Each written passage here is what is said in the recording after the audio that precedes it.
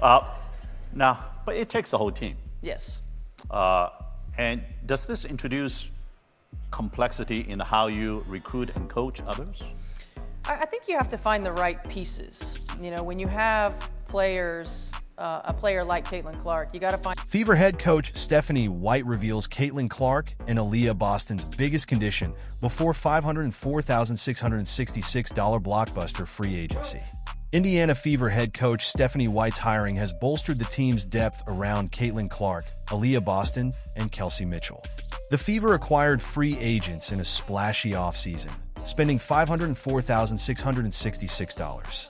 They offered Natasha Howard a $214,666 contract, Dewana Bonner a $200,000 deal, and Sydney Colson a $90,000 deal.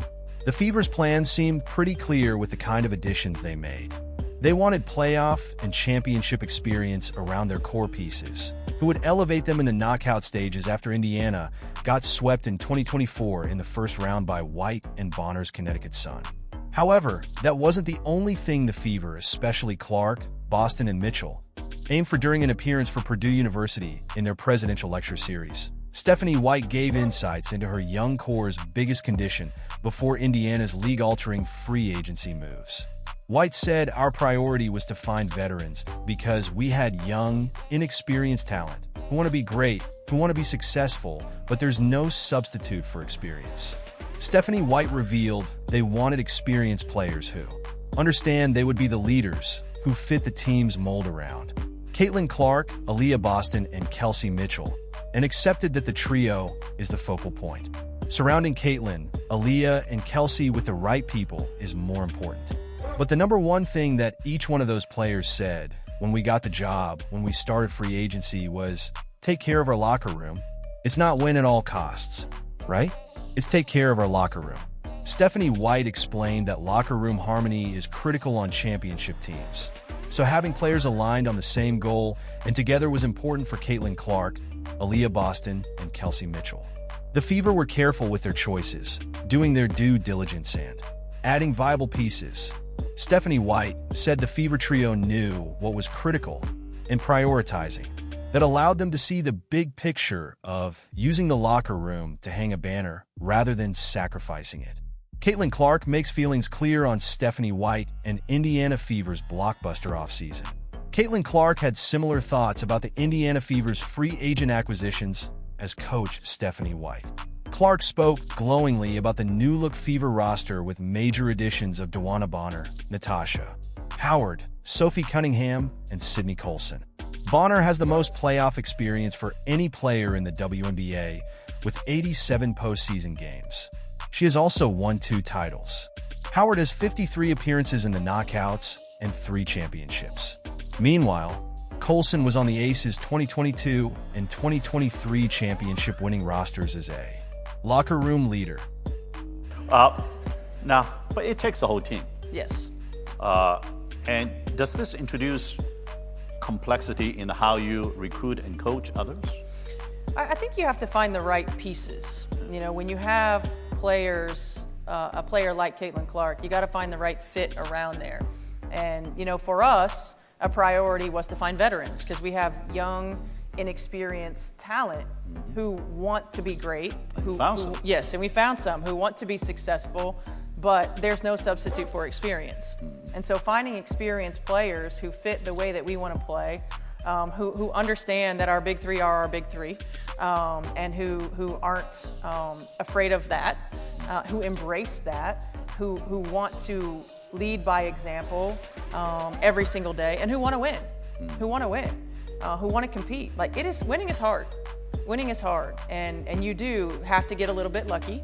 You know, you stay healthy, you get the right draw, you hit your peak at the right time. You know, for us, building chemistry is going to be really important.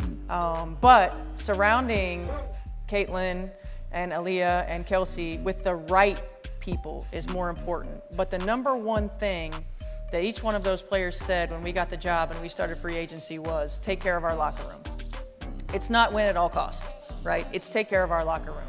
Because any of us who has been a part of special teams and championship teams know that talent is not enough.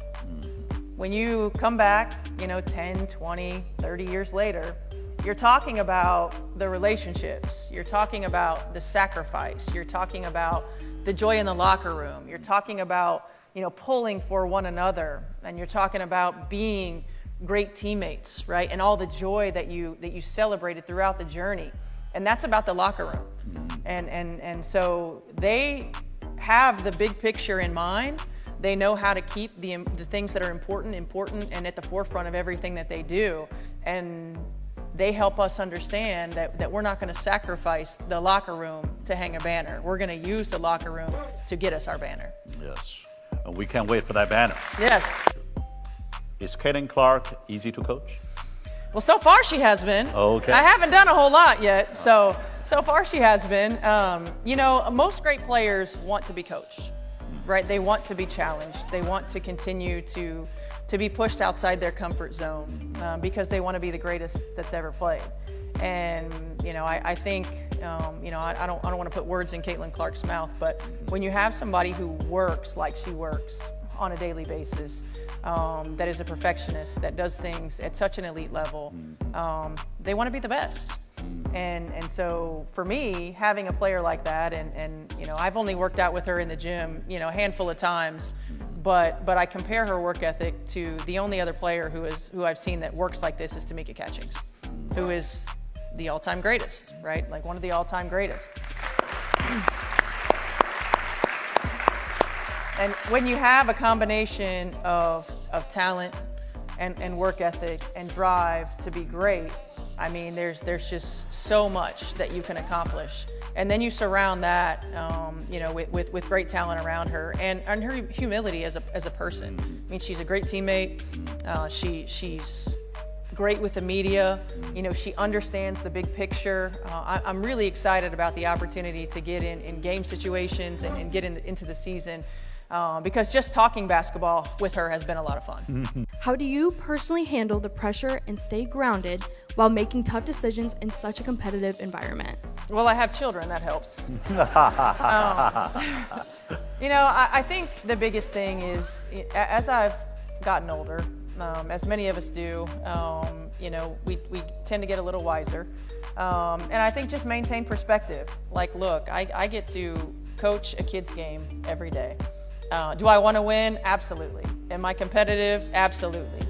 But at the same time, I understand that there are lots of important things in life, right? And if there's a day where we don't win and I come home and, my kids give me a hug and they're healthy and they're happy, like that's what matters to me.